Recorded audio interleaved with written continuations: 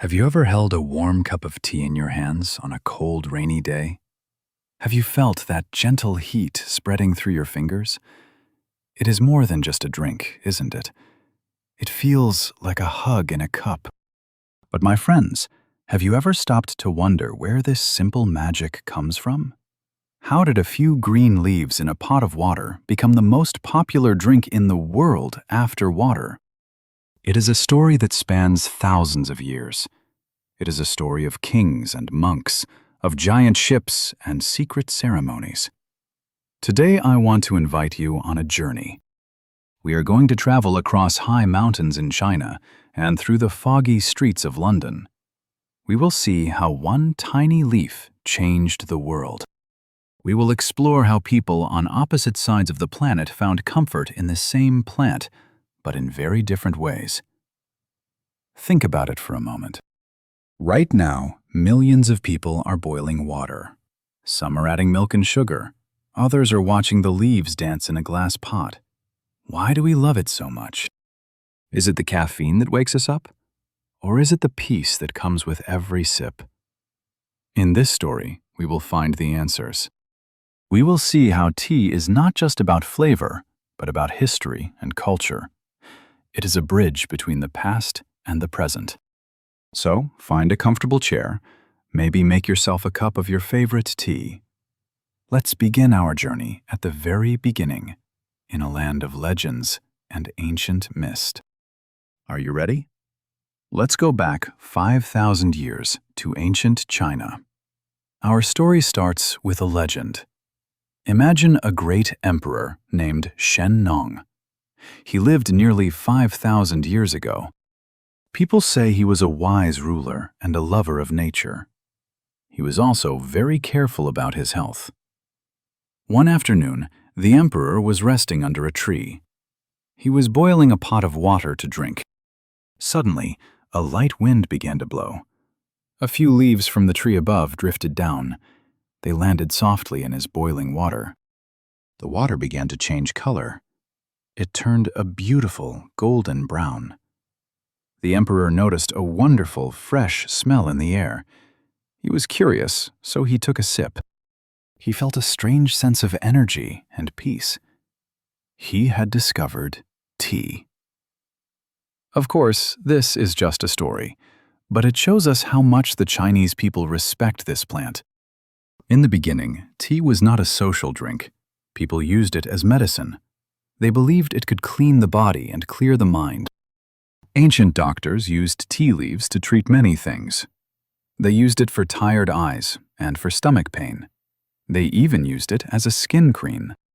For a long time, it was a secret kept by healers and holy men. As time passed, the Chinese people began to see tea differently. During the Tang Dynasty, about 1,200 years ago, tea became an art. It was no longer just for medicine. It became a drink for the soul. Famous poets wrote about the beauty of tea. They described how it looked like liquid jade. Philosophers taught that drinking tea was a way to find balance. It was a way to connect with nature. In these early days, tea was prepared very differently than it is today. People ground the leaves into a fine green powder. They would whisk this powder into hot water until it became frothy. Can you imagine the bright green color? This was the birth of a tradition. Tea was becoming the heart of Chinese life. It was a symbol of hospitality and wisdom. But the little leaf was getting ready to travel. It was time for tea to see the rest of the world. Ideas are like seeds. They love to travel. From the high mountains of China, tea began to move across the borders. It followed the paths of monks and traders. One of the most important stops on this journey was Japan. About 1,000 years ago, Japanese monks visited China to study. They found that tea helped them stay awake during long hours of meditation. They loved the focus it gave them. When these monks returned home, they brought tea seeds with them. In Japan, tea grew into something very special. It wasn't just a drink. It became a spiritual path. The Japanese developed the way of tea. This is a very beautiful and slow ceremony. Imagine a tiny, quiet room. Every movement is careful. Every bowl is chosen for its beauty.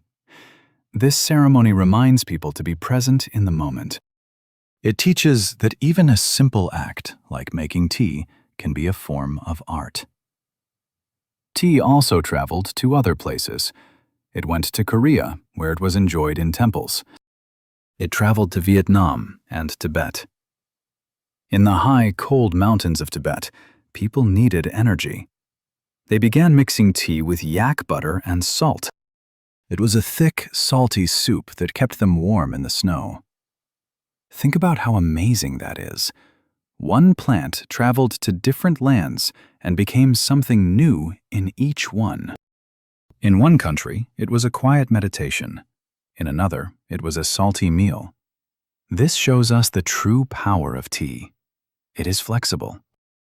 It fits into the lives of the people who drink it.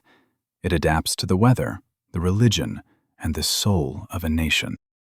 But while Asia was falling in love with tea, a new part of the world was about to discover it. Far across the ocean, Europe was waiting. For a long time, the people of Europe had no idea that tea existed. They drank water, wine, or beer. But in the 1600s, everything began to change. This was the age of discovery. Large wooden ships were sailing across the world to find spices and gold. The first Europeans to bring tea back were the Portuguese and the Dutch. Can you imagine the first time a European sailor tasted tea? He probably thought it was very strange. It was a hot, bitter water made from dried leaves from a mysterious land. At first, tea was very, very expensive. It had to travel thousands of miles on dangerous seas. Only the richest people could afford it. It was kept in small, locked boxes called tea caddies. Only the lady of the house had the key. In those days, people didn't know much about how to make it. There is a funny story that some people boiled the leaves, threw away the water, and tried to eat the leaves with butter. They had to learn the secret of the liquid. But soon, the word spread. Doctors in Europe started saying that tea was good for the health. They said it could cure headaches and even bad moods. People in high society started to host tea parties. It became a way to show that you were wealthy and traveled. But there was one country that would change the history of tea forever. A country that was about to make tea its national identity. That country was Britain. At this time, Britain was just starting to build a global empire. They saw the profit in tea, and soon they would find a way to make tea available to everyone, not just the rich. Have you ever wondered why the British love tea so much? It all started with a marriage and a company. Let's look at how Britain fell in love. The British love story with tea truly began with a queen. In 1662, a princess from Portugal named Catherine of Braganza married King Charles II of England. She was a huge fan of tea. She brought a large chest of tea as part of her wedding gift. Because the queen drank tea, every lady in the royal court wanted to drink tea too. It became the most fashionable thing to do. If the queen did it, it must be wonderful. But how did it go from the palace to the regular streets? The answer is a very famous and powerful group called the East India Company. This was a massive trading company. They had their own ships and even their own army. The East India Company started bringing huge amounts of tea from China.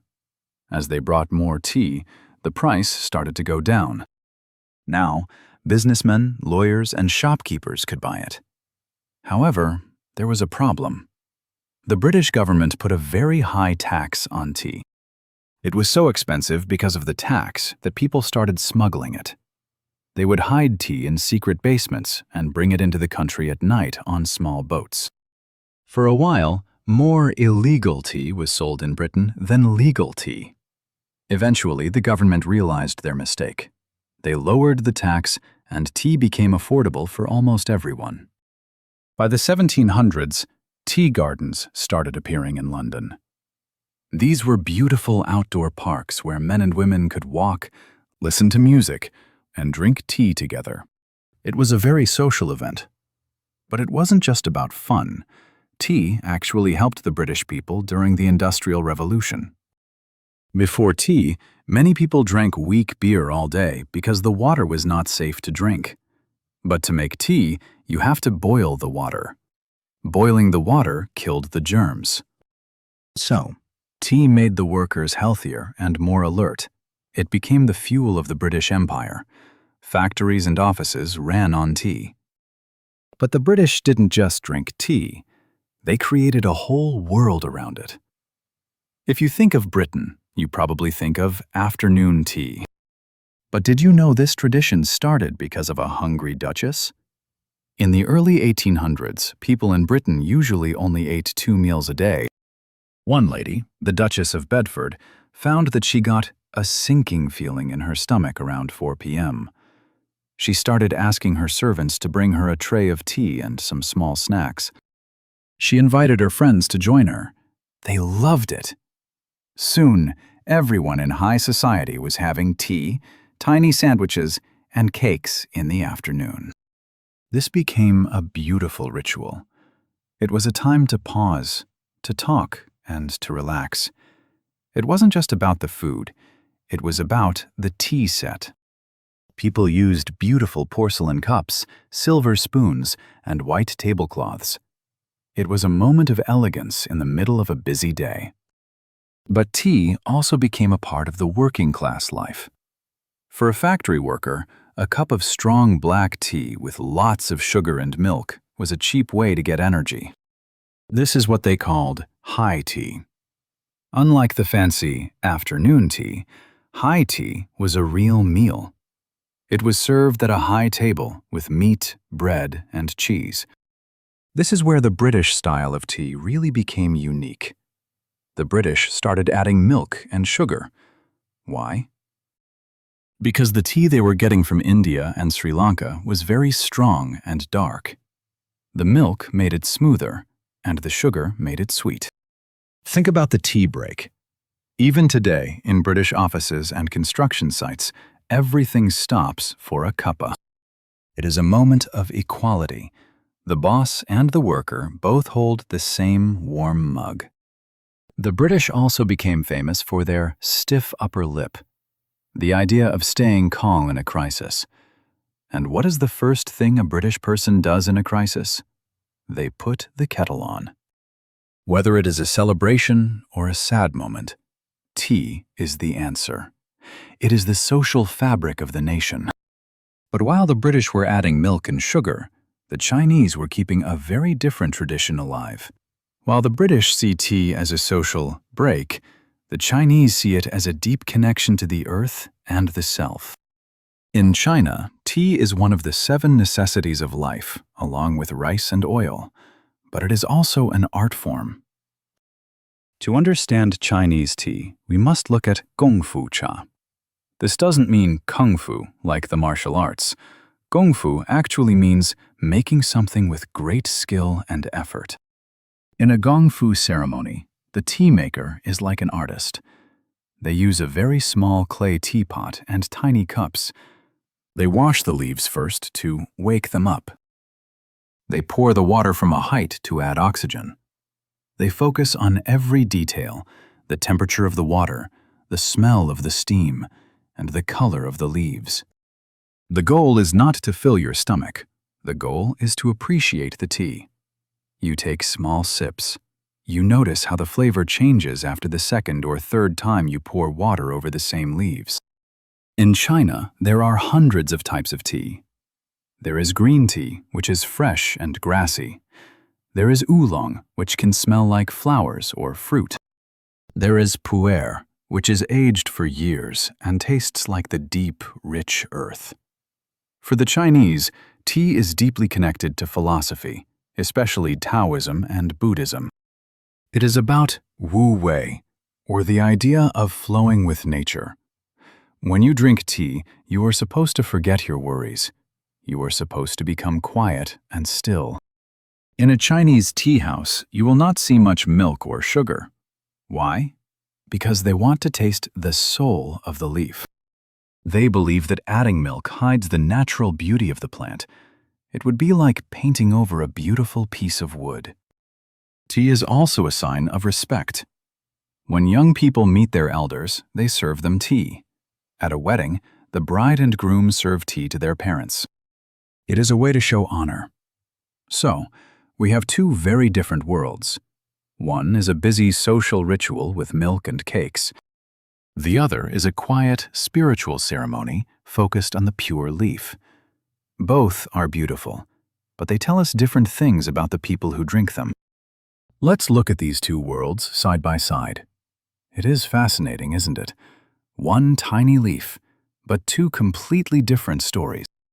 Think of it like two different languages speaking the same truth. First, let's look at the setting. In Britain, tea is often the background for something else. It is the background for a conversation, for a business meeting, or for a snack. It is social tea. In China, especially in a ceremony, tea is the event. It is meditative tea. Now think about the preparation. The British usually use black tea. These are leaves that have been fully fermented, making them strong and dark. They often use tea bags for convenience. The Chinese often prefer green or oolong tea. They want to see the leaves open up in the water. They want to see the dance of the leaves. What about flavor? For a British person, a perfect cup of tea is often dark, hot, and creamy. The milk and sugar are essential parts. For a Chinese tea lover, the perfect cup is pure. They look for huigan, which is a sweet aftertaste that comes naturally. They want to taste the mountain air and the rain that grew the plant. The philosophy is different too. In Britain, tea represents home and stability. It is a warm blanket for the mind. In China, tea represents harmony and nature. It is a window into the natural world. But my friends, even with these differences, there is a very strong connection. In both cultures, tea is an act of sharing. You drink it to find peace with yourself or to find a connection with a friend. In both cultures, tea is a way to slow down. In a fast world, the kettle still takes time to boil. You cannot rush a good cup of tea. Whether you are in a high-rise apartment in Shanghai or a small cottage in the English countryside, the message is the same. Stop. Breathe. Enjoy this moment. Two worlds, one leaf. Different traditions, but the same human need for a moment of calm. Today, tea is more than just a tradition in China or Britain. It belongs to the whole world. It is a global language. In Morocco, people drink sweet mint tea from beautiful glasses. In India, people drink chai, tea mixed with spices like ginger, cardamom, and cinnamon. In the United States, many people love iced tea with lemon on a hot summer day. In Taiwan, they invented bubble tea with chewy pearls, which is now popular everywhere. Tea seems to evolve. Scientists are finding more and more reasons why it is good for us. They tell us about antioxidants and how tea helps our hearts and our brains. But we don't need scientists to tell us what we already feel. We know that tea makes us feel better. Think about the journey this plant has taken. From a legendary emperor's pot 5,000 years ago, to the holds of massive sailing ships, to the royal palaces of Europe, and finally, to your kitchen. Every time you take a sip of tea, you are part of that history. You are connected to the monks in Japan, the duchess in England, and the farmer. You are holding a piece of the world in your hands. So, my friends, next time you drink a cup of tea, I want you to do something. Don't just drink it quickly. Look at the color. Smell the steam. Feel the warmth. Remember the story of the tiny leaf that traveled the world just to be with you? We live in a very busy world. We are always running. but tea is a reminder that we can always find a moment of peace. Thank you for joining me on this journey through the history of tea. I hope it has made your next cup taste just a little bit sweeter. What about you? How do you like your tea? Do you like it pure and simple, or with milk and sugar? Whoever you are, and however you drink it, I wish you a peaceful and happy tea time.